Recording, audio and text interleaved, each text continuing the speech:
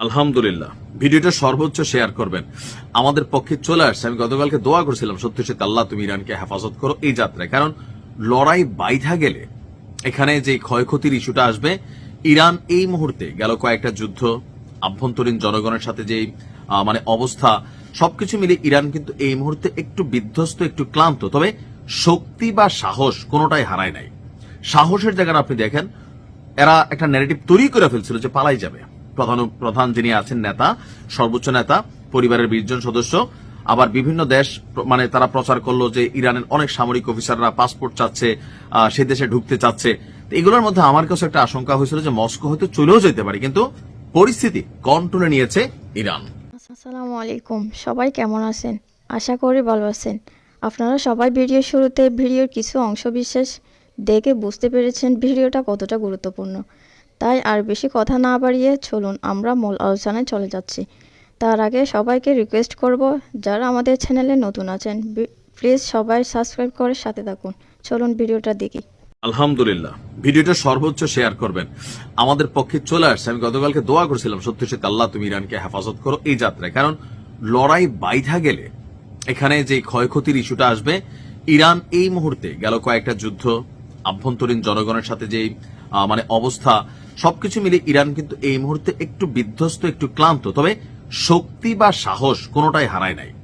সাহসের জায়গাটা আপনি দেখেন, এরা একটা ন্যারেটিভ তৈরি করে ফেলছিল যে পালাই যাবে। প্রধান যিনি আছেন নেতা, সর্বোচ্চ নেতা, পরিবারের 20 জন সদস্য, আবার বিভিন্ন দেশ তারা প্রচার করলো যে ইরানের অনেক সামরিক অফিসাররা পাসপোর্ট চাচ্ছে, সে দেশে ঢুকতে চাচ্ছে। এগুলোর মধ্যে আমার কাছে একটা আশঙ্কা হয়েছিল যে মস্কো হয়তো চলেও যেতে পারে, কিন্তু পরিস্থিতি কন্ট্রোলে নিয়েছে ইরান।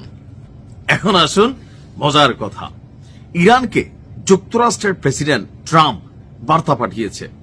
কোথায় গেছে? থাকে না যে যত গর্জে তত বর্ষে না। কারণ ট্রাম্পের এই সামরিক হস্তক্ষেপ সারা পৃথিবীতে আমেরিকা বিরোধী আরেকটা বলয় তৈরি করবে, যা মার্কিন যুক্তরাষ্ট্রের জন্য সারা দিক থেকেই আসলে ক্ষতিকর।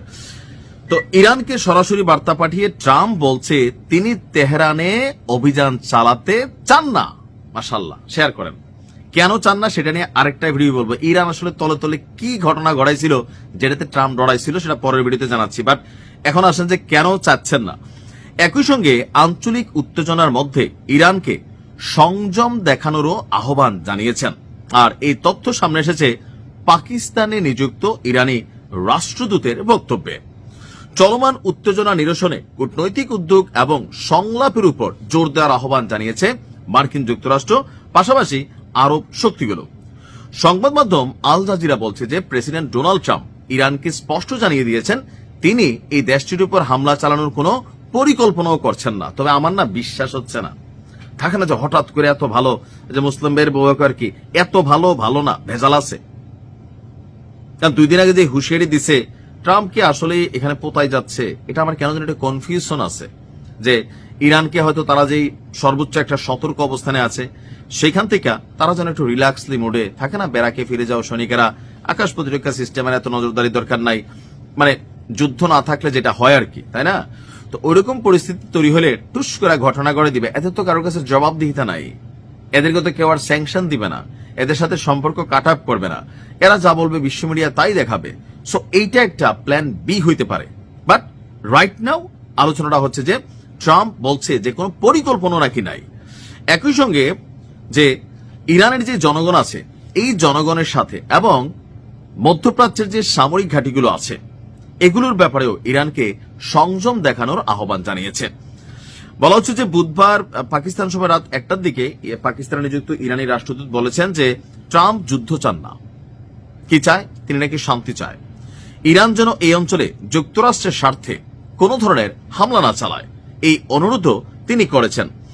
তার বক্তব্য, ইরানের জনগণের শান্তিপূর্ণ প্রতিবাদের অধিকার রয়েছে। এটা আমরা সবসময় বলি, জনগণ কথা বলবে, বাক স্বাধীনতা থাকতে হবে, প্রতিবাদ করার স্বাধীনতা থাকতে হবে, কিন্তু তার মানে এই না রাষ্ট্রের বিরুদ্ধে বিদেশিদের মদদে ষড়যন্ত্রে পা দিতে হবে। রাজা পেহেলবি কি ঘোষণা দিয়েছে দেখছেন তো? ক্ষমতায় গেলেই প্রথম সে যে কাজটা করবে সেটা হচ্ছে ইসরায়েলকে সে কি বলা হয় যে স্বীকৃতি দিবে। তো এটা কাদের এজেন্ডা আপনি আর বুঝতে বাকি আছে? এই রেজা পেহেলবি ইরান থেকে সাবেক ক্ষমতাচ্যুত যে রাজা ছিলেন তারই ছেলে, বয়স কিন্তু প্রায় 75+। সে বলতেছে আমি যদি ইরানের ক্ষমতায় আসি ভাইয়া প্রথমে এসে ইসরায়েলকে স্বীকৃতি দিয়ে দিব, তো ইসরায়েলও খুশি। বিষয়টা বুঝতে পারছি। জনগণ কিন্তু এটা বুঝা গেছে, আর যখন বুঝা গেছে তখনই কিন্তু তারা আপনার মানে প্রতিবাদে নামে গেছে সরকারের পক্ষে। প্রথমে বিপক্ষে ছিল, কারণ তাদের দাবি ছিল অর্থনৈতিক ইস্যু, এটা নিয়ে সরকার কথা বলুক, একটা সিস্টেম ইমপ্লিমেন্ট করুক। তো যখন সরকার ঘোষণা দিয়েছে যে ওকে আমরা জনগণের সাথে বলবো, আপনাদের কথা শুনবো, অর্থনৈতিক সংস্কার করব, এইটা যাদের মূল এজেন্ডা ছিল তারা চলে গেছে। বাকি রয়েছে কারা? যারা পশ্চিমাদের এজেন্ট। আর সেই জায়গায় ইরান কঠিন কয়েকটা অভিযান চালাইছে, পরিস্থিতি কিন্তু নিয়ন্ত্রণে নিয়ে নিছে। তো সবকিছু মিলে আমার ধারণা যে ট্রাম্প প্ল্যান বি করতেছে, অথবা অন্য একটা কারণ, ওই কারণটা পরবর্তী ভিডিওতে দেখবেন। আমার ধারণা ওই কারণটা অথবা এটার সাথে আরেকটা কারণ আছে, বিশ্লেষণ করলেই বুঝতে পারবেন। তো আপাতত স্বস্তির সংবাদ, ভালো থাকুন।